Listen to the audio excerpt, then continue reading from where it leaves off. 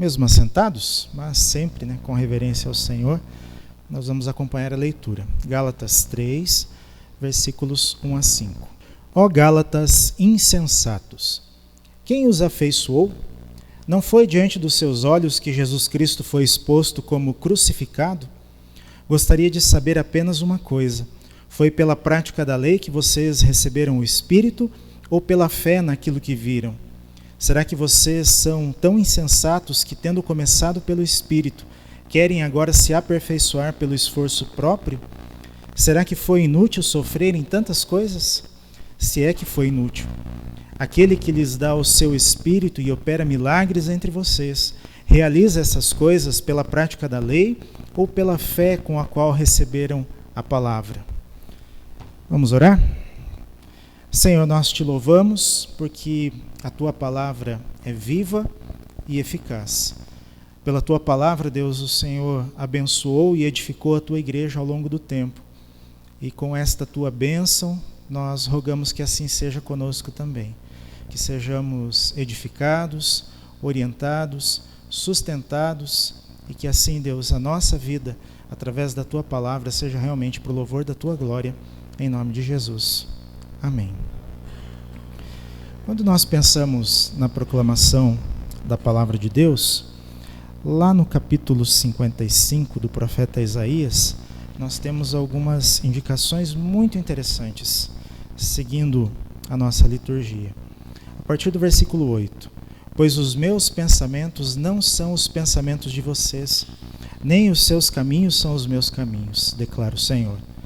Assim como os céus são mais altos do que a terra, também os meus caminhos são mais altos do que os seus caminhos, e os meus pensamentos mais altos do que os seus pensamentos. Assim como a chuva e a neve descem dos céus e não voltam para eles, sem regarem a terra e fazerem-na brotar e florescer, para ela produzir semente para o semeador e pão ao que come, assim também ocorre com a palavra que sai da minha boca. Ela não voltará para mim vazia, mas fará o que desejo e atingirá o propósito para o qual a enviei. A palavra é do Senhor e ela vem do Senhor para cumprir o propósito do próprio Senhor na nossa vida, nós que somos povo do Senhor. Imagino que todos vão lembrar que um dos temas mais caros, um dos temas mais importantes para a Reforma Protestante, que celebramos há pouco, no dia 31 de outubro, é a justificação pela fé. A justificação pela fé somente. Aquilo que nós entendemos pela palavra, aquilo que Cristo revelou durante a sua vida, durante a sua pregação, e aquilo que os discípulos começaram a pregar desde então. Certamente o apóstolo Paulo nos chega como um dos expoentes nesse sentido, porque nós temos várias das suas cartas. Temos muita coisa daquilo que ele pensou, daquilo que ele ensinou. E esse tema, justificação pela fé, ele nos apresenta um caminho. É muito mais do que uma doutrina. É muito mais do que uma teoria. É muito mais do que apenas decorar uma sequência de textos bíblicos ou alguns versículos. Não, justificação pela fé nos fala do hoje. Justificação pela fé nos fala do ontem, daquilo que Cristo fez. Justificação pela fé nos fala do amanhã, da eternidade. Justificação pela fé é o Senhor caminhando conosco todos os dias e nos levando neste caminho que é Ele mesmo. Justificação pela fé nos apresenta, nos proporciona um caminho. E eu acredito que o apóstolo Paulo, nesse texto de Gálatas, ele traça um pouco desse caminho. Nós vamos ver apenas alguns aspectos, 3 aspectos, deste caminho da justificação pela fé. O primeiro deles é que a justificação pela fé nos leva a contemplar o sacrifício de Jesus. Não há outro ponto pelo qual nós possamos começar quando falamos de vida cristã, se não for o próprio Cristo. E aqui Paulo utiliza de algumas perguntas nesses primeiros versículos que vão nos ajudar a entender isso. Nesta versão que eu li: Não foi diante dos seus olhos que Jesus Cristo foi exposto como crucificado? No versículo 1. Não foi diante dos seus olhos que Jesus Cristo foi exposto como crucificado? Olha só que interessante.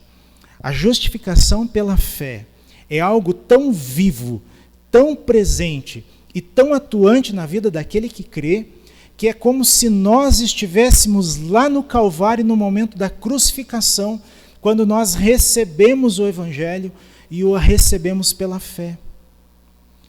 O apóstolo Paulo está comparando, embora os Gálatas não estivessem lá, obviamente, e muito menos nós, mas o apóstolo Paulo está indicando que aqueles que recebem Cristo Jesus pela fé, aqueles que nele creem, é como se estivessem lá no Calvário, no momento da crucificação, tão viva e tão presente seja a realidade da cruz na nossa vida. Como é tão viva, tão presente, tão poderosa essa graça de Deus, é como se nós fôssemos levados para o momento da crucificação. Por quê? Porque aquele sacrifício é válido para todos aqueles que creem. E Paulo usa aqui um verbo, expor, que era utilizado num contexto bem interessante naquela época. Um contexto de editais, de promulgação de leis, de notícias, de notícias oficiais. E aí, no sentido do Império Romano, no contexto, aliás, do Império Romano, essas promulgações oficiais, delas nenhum cidadão poderia se eximir. Ninguém poderia se desculpar dizendo, eu não sabia, porque as leis eram promulgadas, eram proclamadas publicamente. Elas eram expostas publicamente.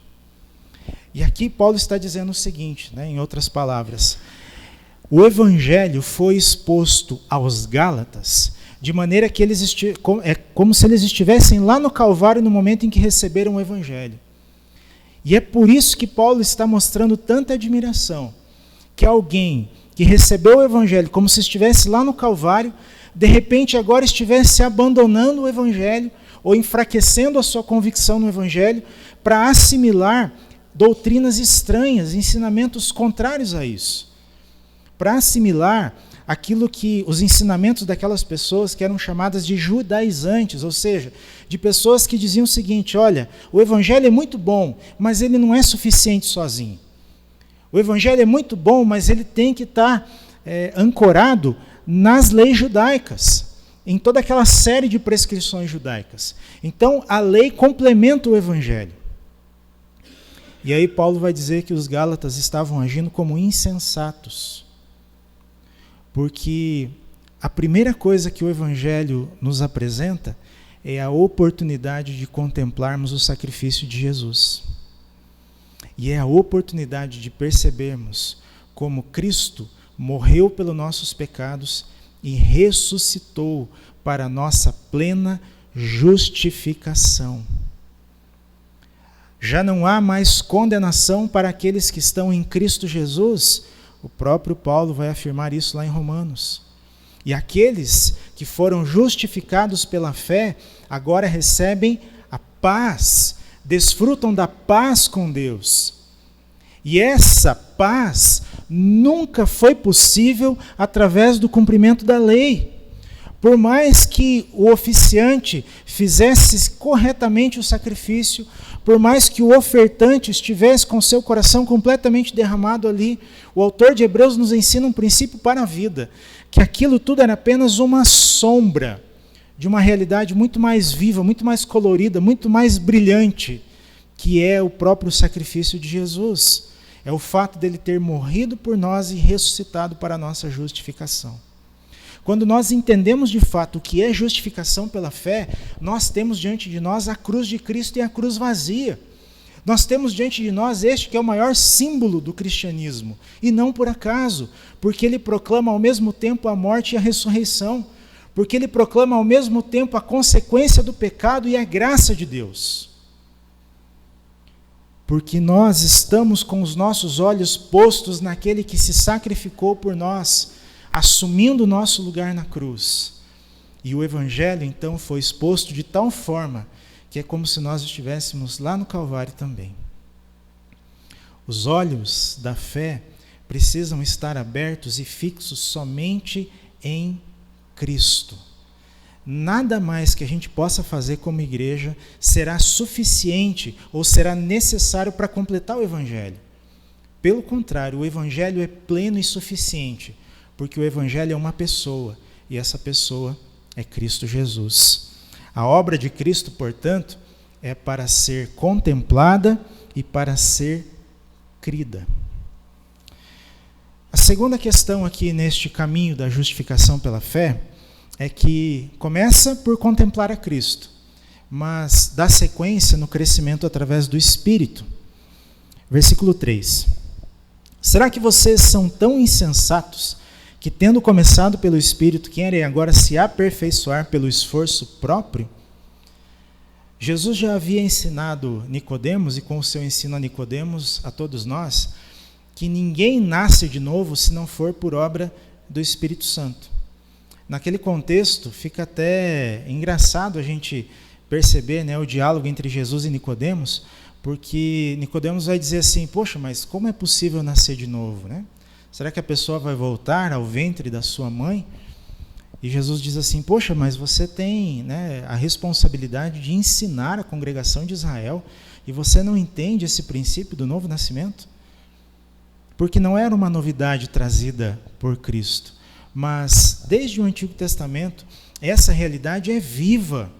Aqueles que estão com o seu coração completamente derramados, contritos, humildes diante do Senhor, são trazidos de volta à vida. São renovados na sua condição de ser vivente. Mas aí o que o Evangelho vai nos ensinar é que aqueles que estão em Cristo não só foram trazidos à vida, mas eles são uma nova criatura. É uma nova criação de Deus. Deus fez tudo novo. E nas palavras do próprio apóstolo Paulo, né, as coisas antigas já passaram.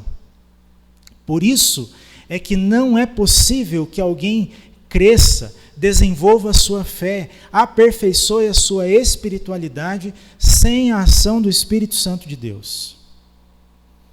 Imagino que alguns aqui vão lembrar do que eu vou falar agora. Vou relembrar um pouquinho da história da Igreja Presbiteriana Independente, né?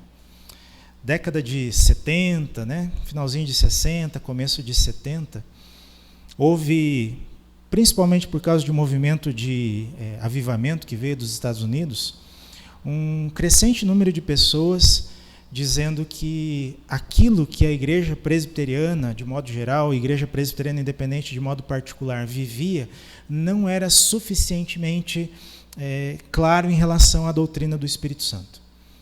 Em outras palavras, acusavam a igreja de não dar vez, de não dar voz, de não dar liberdade à ação do Espírito Santo.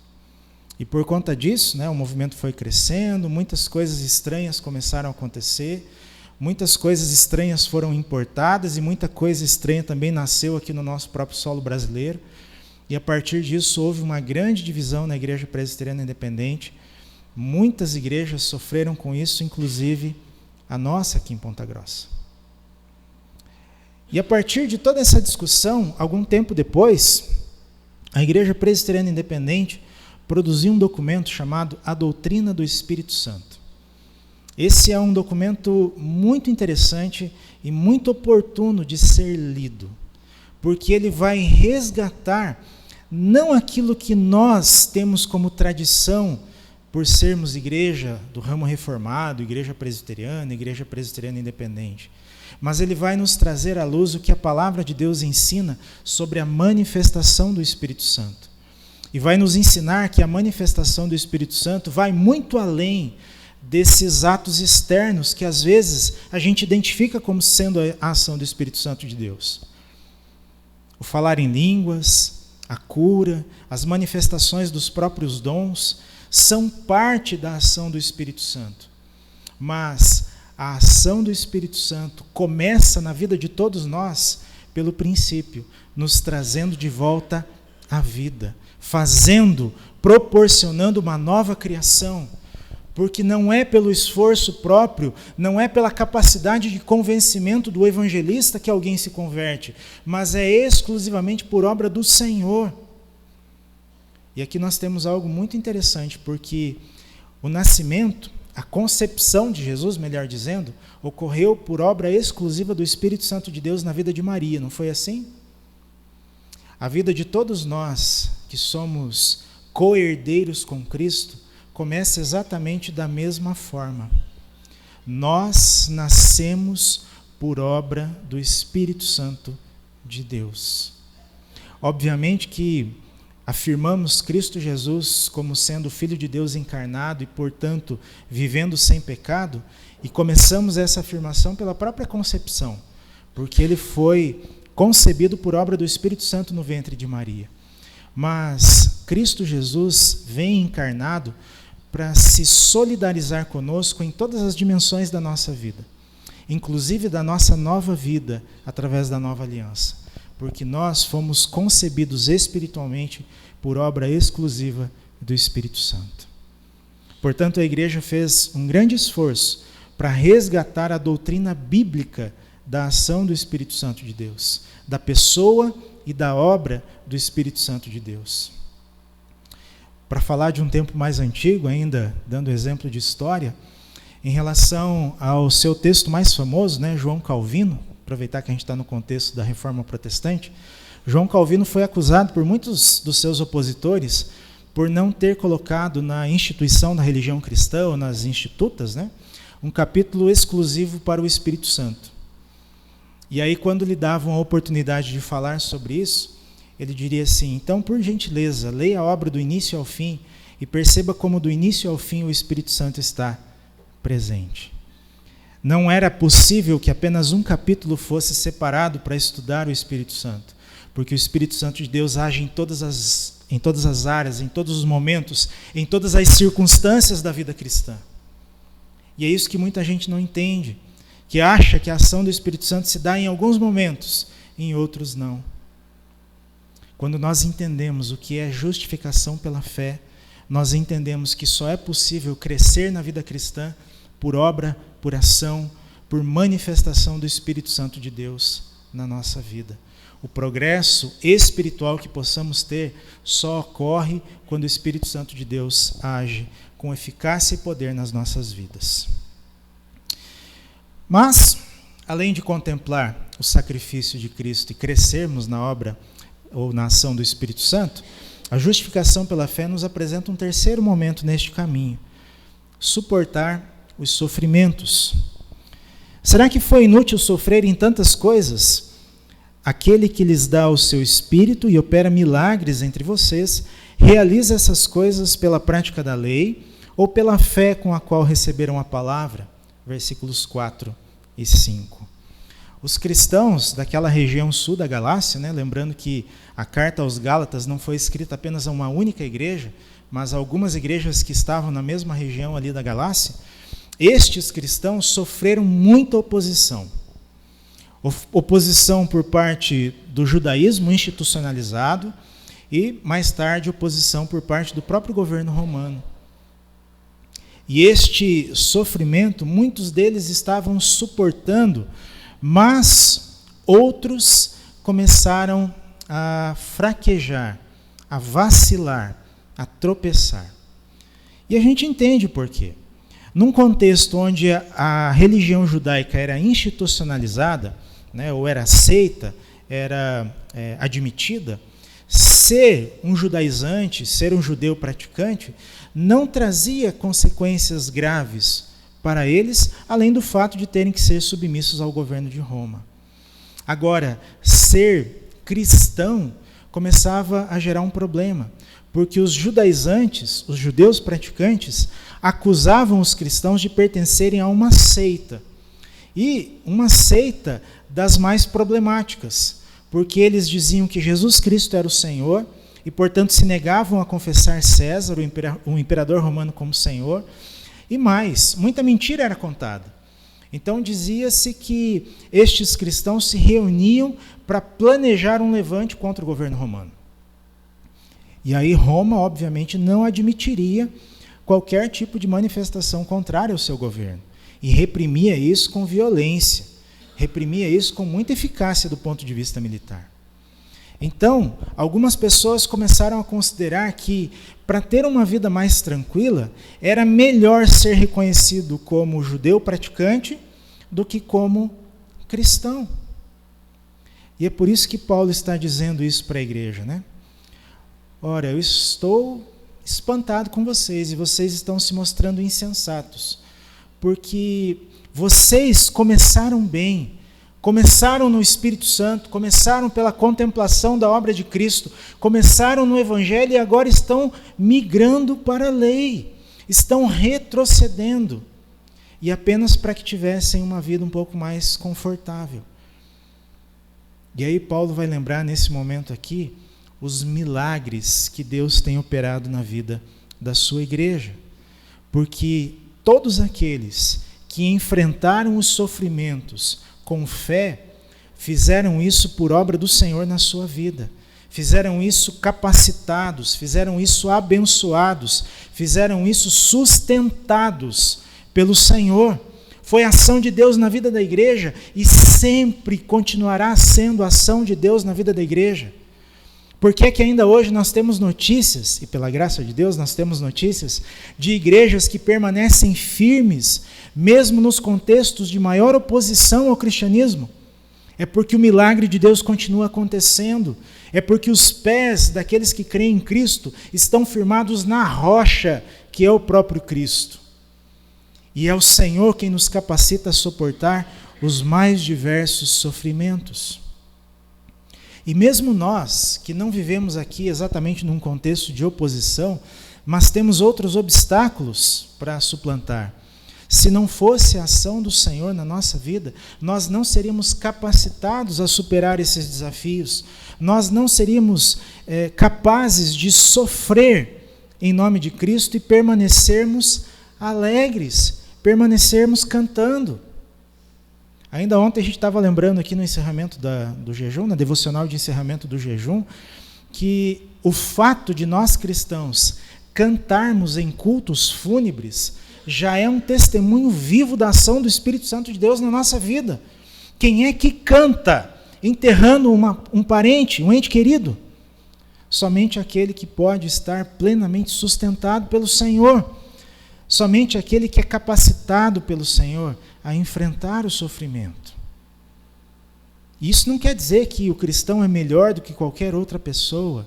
Isso apenas quer dizer que o cristão está sendo sustentado por Deus nos momentos mais difíceis da sua vida. Nós temos a história da igreja que nos comprova isso. Nós temos a história da igreja depois da Reforma Protestante, que continua proclamando a mesma coisa, o mesmo fato de um Deus que sustenta os seus servos. E nós temos, irmãs e irmãos, a nossa própria história, a nossa vida, a nossa família, como um testemunho vivo de que o Senhor continua nos sustentando em meio aos sofrimentos. Do contrário, não estaríamos aqui. Creio que não precisamos fazer um exercício muito grande para pensar em quantos momentos difíceis nós mesmos já estivemos envoltos, né? Quantas dificuldades já enfrentamos, quanta dor, quanta angústia, quanta lágrima, e o Senhor continua conosco, cumprindo a sua promessa de estar conosco todos os dias. Quando nós entendemos, então, o que é justificação pela fé, nós entendemos que aquele que nos justifica está com as suas mãos o tempo todo estendidas na nossa direção. Nós entendemos o que a palavra proclama, né, através do profeta Isaías, que os ouvidos do Senhor estão atentos às nossas orações, que as suas mãos estão continuamente estendidas para nos abençoar. Nós entendemos que é o Senhor quem firma os nossos passos. Nós entendemos que é o Senhor mesmo que fixa os nossos olhos nele e que renova em nós a esperança. E seja qual for o desafio que nos espera, seja quais forem os obstáculos que nós precisamos superar, seja quais forem os sofrimentos que nós devemos enfrentar, podemos fazer isso com coragem, não porque temos força, mas porque somos fortalecidos. Para finalizar, quero só lembrar aquele testemunho do apóstolo Paulo na segunda carta aos Coríntios, né? Ele fala da sua fraqueza, ele fala da sua fragilidade, e aí ele diz assim: quando sou fraco, então é que sou forte. Por quê? Porque ele entendeu o que é a justificação pela fé. Ele sabia em quem cria, portanto, seus olhos estavam em Cristo, contemplando o sacrifício vivo de Jesus, a sua morte e a sua ressurreição. Ele estava, pela ação do próprio Espírito Santo, crescendo, progredindo diariamente na fé. Portanto, ele diz que sabia, ou aprendeu a estar contente em qualquer situação, na situação de fartura ou na situação de escassez, porque ele estava, pela ação do Espírito Santo, progredindo, crescendo. E por isso mesmo, ele sabia quem o sustentava para enfrentar todo o sofrimento e toda a oposição pela qual ele passou. Mesmo nas igrejas em que ele passou, em que ele pregou, mesmo algumas pessoas que talvez ele mesmo tenha abraçado e sustentado em momentos difíceis, algumas daquelas pessoas se tornaram opositores dele. E ainda assim, ele continuava declarando que estava fortalecido pelo Senhor nas suas próprias fraquezas. Que o nosso entendimento da justificação pela fé nos conduza sempre nesse caminho de contínua contemplação de Cristo Jesus, de contínuo crescimento na ação do Espírito Santo e de contínuo fortalecimento para enfrentarmos qualquer dificuldade que se nos apresente. Que o Senhor então assim nos abençoe, nos capacite e nos fortaleça. Somente a Deus toda a glória, hoje e sempre. Amém? Vamos ficar em pé? Vamos orar mais uma vez? Senhor, obrigado porque no Teu Evangelho somos sustentados nesta vida e para a eternidade, Deus. Obrigado pelas Tuas mãos que tomam e seguram muito firme as nossas mãos. Obrigado, Pai, porque pela Tua palavra e pela ceia do Senhor que participamos, o Senhor tem alimentado a nossa fé, tem renovado a nossa esperança, tem nos capacitado, Deus, para enfrentarmos todas as circunstâncias com fé, com esperança, com amor e zelo pelo Senhor e pela Tua obra. Obrigado, Senhor, por esta igreja, pela história de vida desta igreja, IPI Central de Ponta Grossa, por todas as lutas e por todos os desafios que já passou, mas porque está firme no Senhor e somente pela ação do Senhor. Obrigado, Deus, porque nós mesmos, cada um de nós, que somos a igreja do Senhor, podemos olhar para a nossa história de vida e perceber como o Senhor tem fixado os nossos olhos em Ti mesmo, como o Senhor tem nos dado o crescimento espiritual, como o Senhor tem nos capacitado para suportar os momentos difíceis. Obrigado, Pai, porque podemos contar contigo. Justificados pela fé, temos paz com o Senhor. Ao Senhor toda a honra, toda a glória e todo o louvor. Em nome de Cristo Jesus. Amém.